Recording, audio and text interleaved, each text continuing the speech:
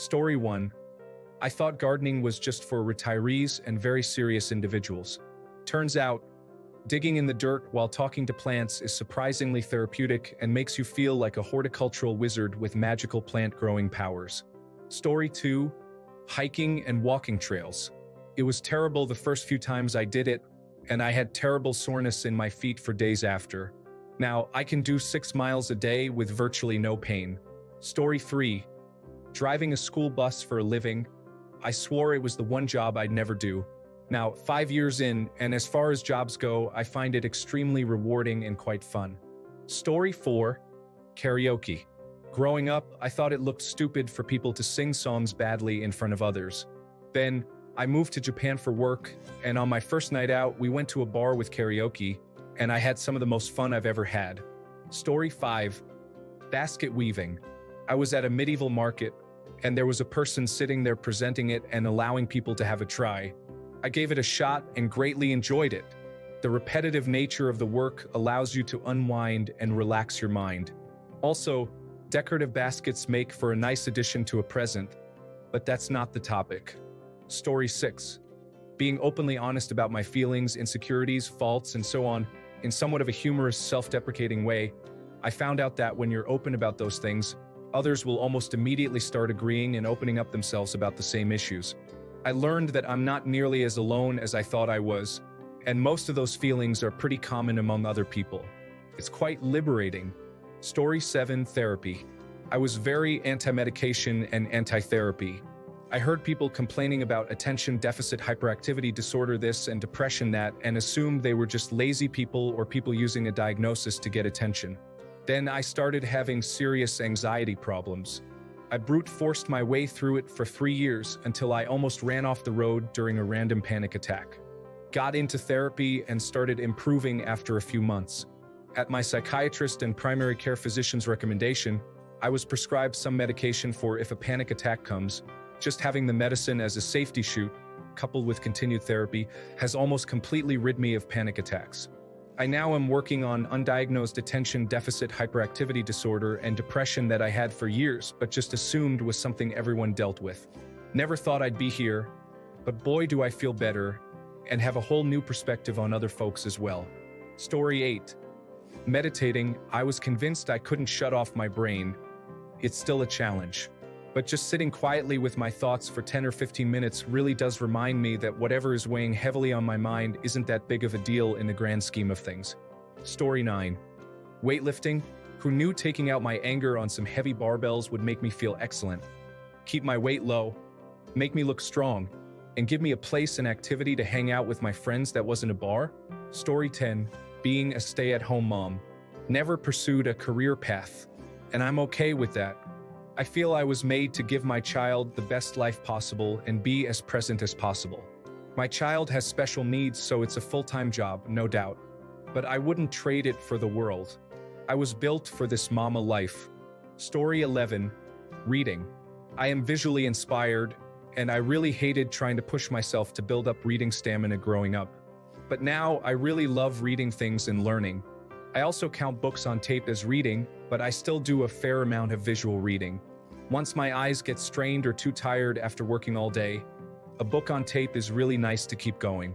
Story 12. Bowling by myself. One day, I went on my day off and it was actually pretty fun. I told the worker afterwards that it was oddly therapeutic, and he responded with something like, "That's what bowling's all about, kid." Story 13.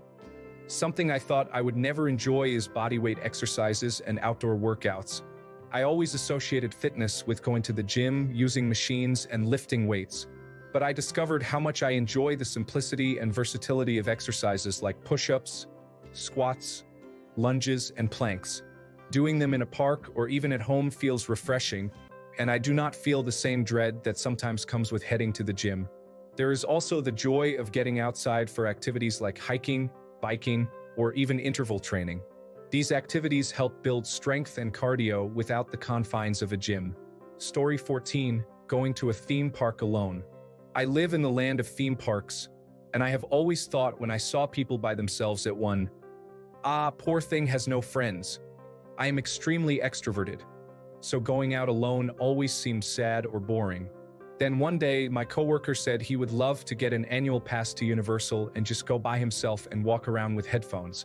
Again, I thought, how sad. But then, one day I was feeling very mopey because it was my deceased brother's birthday, and I decided to go to Animal Kingdom by myself.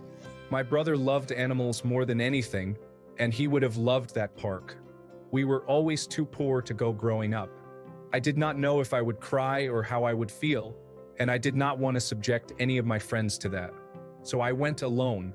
I took headphones. I did cry a little, but I ended up having a really good time. Then I started going to all the parks alone. I would listen to music, read a book, chat with strangers, drink, people watch, do whatever I wanted. If I wanted to sit and look at tigers for an hour, I did. It was very freeing. As I said, I am a people person, so when I go with my friends, I am always happy doing whatever the group wants to do. I never assert my wants because I am happy if everybody is happy. But going and doing whatever you want is actually amazing. Story 15. I decided not to have children. I never thought I would be childless by choice. I chose to heal my own inner child instead and to cultivate an excellent relationship with my husband. It's a solid decision in this day and age. Story 16. Fishing, laugh out loud. My wife and I got a pair of rods and reels last month, and I am hooked, pun intended. We are queer women living in a large US city, so not exactly the usual demographic. Story 17. Dungeons and Dragons. In high school, I thought it was for nerds and I would never be caught dead doing something like that. Now, I play every other week with my friend group. Story 18. As a tennis player, I always hated pickleball and sought to never play it because it was just worse tennis. Played with a friend though, it's fun. My bad, pickleball lovers. Story 19. Yard work. I used to watch my parents do it, and they always seemed to take a lot of pride in it. I never wanted to help them because it seemed dirty, boring, and hard. Now that I'm an adult with a home I love, I take so much pride in keeping the front and backyard looking crispy. It's a great way to get outside, build some muscle, and have something beautiful to show for it. Story 20. Smoke weed. I don't do it recreationally. I do a little every night for my lupus pain. I never really had an urge to do it until I was seeking some relief. Story 21. Gardening always seemed boring, and since weed pulling was a task assigned to me constantly as a kid, it made it seem even less appealing. But now I find it rewarding and really fun. I feel a lot of pride when I can successfully grow something from seed and watch it grow big and vibrant. I find it great in aiding with my self-esteem and anxiety. Plus, it brings lots of wildlife into my yard, which is just a big extra bonus and has me looking into growing plants that benefit the wildlife. Story 22. Climbing up a 3-story scaffold tower. I was always terrified of heights. My college tutor literally stood next to me and coaxed me up there. It was the best fun I've ever had. Story 23. Running. I was always a heavy kid and I had asthma. I was not good at running. Now, as an adult, I enjoy the challenge and benefits very much. Still not great at it, but I have realized, since there isn't a coach measuring my times, I can enjoy other aspects of the hobby. Story 24. Waking up early is just as good, if not better, than staying up late. Sure, it might feel good to stay in bed longer, but it feels as if the days last much more. Story 25. Brussels sprouts refused to eat them for 49 years. Then I was at a New Orleans restaurant where they had a steak and eggs dish that included Brussels sprouts roasted and smothered in eggs and sauce, and oh my god, they were good. Story 26. Soldering. Being able to fix electronics for my wife and kids is so rewarding.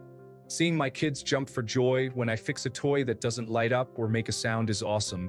Story 27. Immersing myself into the freezing cold pool after going into the hot pool at the volcanic spring spa, then repeating that a few times, I discovered that it feels amazing. Story 28. Pole dance. I was such a tomboy growing up and had a real problem with the thought of my body existing primarily for men's approval or arousal. It was hard for me to even start wearing makeup, skirts, and dresses in my 20s, but I had heard about the local pole fitness studio and it sounded intriguing. Then I watched that amazing Netflix documentary, Strip Down, Rise Up, which really highlighted for me the fact that your sexuality and sexiness can be entirely for yourself. Even more mind-blowing, there's a whole realm of pole that is not about becoming a professional stripper. Not that I have anything against people who take that route, but simply about the pure physical and acrobatic challenges. A girlfriend casually mentioned that she wanted to try the introductory class but needed people to come with her so she wouldn't feel shy. She ended up doing one class, and I've been doing it religiously every single week, plus open studio practices, for about 7 or 8 months now. I can't even believe how satisfying it is to learn each new move. I'm so proud of how strong I'm getting. I'm even, at 40 years old, finally comfortable with the thought that I can be sexy for my own amusement, and that sexiness can come from my strength just as much as it can come from walking around with ones but sticking out. Story 29. Surprisingly, knitting. I do have some traditional hobbies, but I never thought that I would actually like it. I learned the basics, and ever since then, it has been a way for me to de-stress. I'm not the best, but it makes me happy, and I have been able to make gifts, too. Story 30.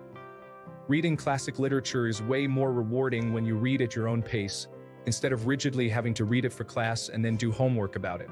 Story 31. Dancing. I am very introverted and socially anxious, but I am working on it. Some time ago, I saw shuffle dance on YouTube and thought to myself, I like it. This is what I want to try and may enjoy. Not there yet, but I am sure at some point I will be. Story 32. I never would have thought in a million years that I would enjoy video games. I am semi-retired and have only just started playing Fallout 4. I am having a blast with it. Story 33. Get divorced. It wasn't my choice. I had been married for 23 years, and we had 3 kids under 14. We never fought. I think he just had a midlife crisis, an affair, and also was having a hard time dealing with the kids' adolescent period, which would have passed soon enough. Oh well, it was devastating. But I did meet my new husband not too long after, and I'm much happier. I think since I didn't have a bad marriage the first time, it was easier going into a new relationship. The intimacy is much better. Story 34. Snowboarding. I always thought it was cool when I would watch the Winter Olympics, but I never really thought about doing it myself. My brother got me to go about 5 years ago, and I sucked at first, but I instantly got the hang of it. Now, I'm always looking forward to winter and improving my riding. Story 35. Living in the suburbs, I thought I would be so bored and become boring. My social life is as active as it ever was.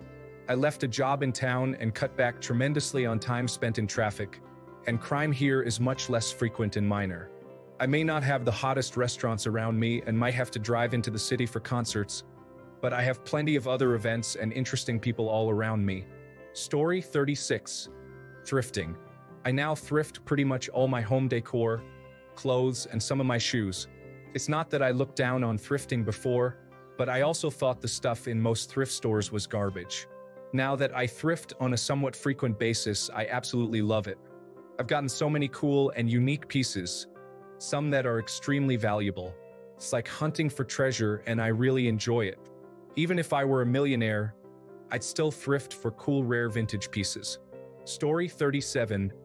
Gardening. When I was a kid, I absolutely hated being outside, and my mom would ask me to water her plants, which gave me severe anxiety. Now, it takes my anxiety away. Story 38. I started playing chess. Started out when we got reined in on vacation, but it's addicting and fun. I really enjoy the critical thinking behind it and figuring out new strategies. Story 39. Naps. When I was a kid, my dad would constantly beg or bribe me to take a nap with him, but my attention deficit/hyperactivity disorder brain couldn't do that no matter what he offered. I wish he was here today so I could take a nap with him. Story 40. I started watching anime a couple of years ago, and now I've filled up my room with manga and other merchandise while trying to ignore the sorry state of my wallet. Manga is expensive. It also kept up my motivation for learning Japanese, which I started before I started watching anime. Story 41. Clubbing. I was a loner growing up and played video games all night. I met some people that got me out of my comfort zone, and now I love going out in my free time. Story 42. Gave up smoking. After 35 years, I stopped being an addict. It took a health scare to wake me up that I want to be there for my daughter, but not as a burden riddled with health issues. It's been more than 4 months. Story 43. Honestly, working on a car, modifying it, and overall mechanic work are things I enjoy. The only reason I don't do it as a profession is, sadly, it doesn't pay enough to make a living out of it unless you reach the top percentile. Can I work up to that point? Yes, obviously, like those people did, but sadly, I'm not in the position to do that. Story 44. Football, also known as soccer, was always something I disliked and considered foolish. However, when my friends started playing it, I decided to give it a try. To my surprise, I found it enjoyable. Now, I play soccer nearly every day with my friends. Story 45. Learning to appreciate the quiet moments of mindfulness and meditation. I used to think it wasn't for me, but once I gave it a try, I realized how calming and refreshing it can be. It's a great way to clear your mind and reset your energy. Story 46. Drinking alcohol. I was 27 years old and never touched it other than the one time I drank my first beer when I turned 18. I hated it. Then, by the end of 2022, I started drinking, and now, even though I enjoy it, it probably already turned into an addiction. So yeah, that